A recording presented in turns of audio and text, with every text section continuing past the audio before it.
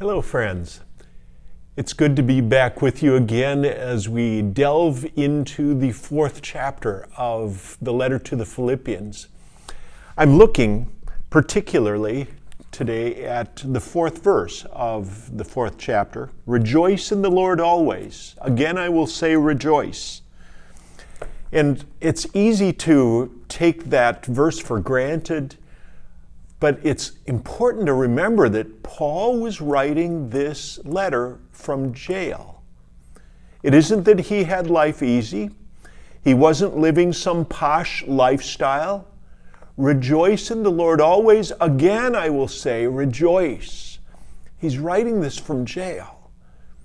And so whatever our circumstances, and maybe this is an especial word of encouragement for you and me today, as we are dealing with the COVID-19 pandemic, as there is social unrest, as we are seeking racial justice for all God's beloved children, as there is great upheaval around our elections, maybe this is meant for us today to be a word of encouragement, to keep our focus on God, on the fact of faith that we are beloved infinitely by the God of the universe, by the God that we meet in Jesus Christ, by the Holy Spirit that wells up within us.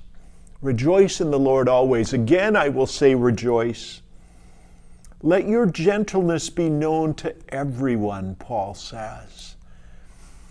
And some biblical interpreters, scholars, say that the word gentleness might be better translated as generosity. Let your generosity be known to everyone. And maybe that's a stronger way to think of it. I personally think very highly of gentleness. Gentleness and firmness, firmness and gentleness together. But maybe generosity encapsulates both of those aspects. Are we being generous to that next door neighbor? Are we being generous in our giving to the food shelves? Are we being generous as we seek to really understand where another person is coming from, who may have very different views from us, but are we seeking what is on their heart? What's in their story? What brings them to this place? What brings them to this belief? What brings them to this assertion? Let your generosity of spirit, of listening, of sharing, let your generosity be known to everyone.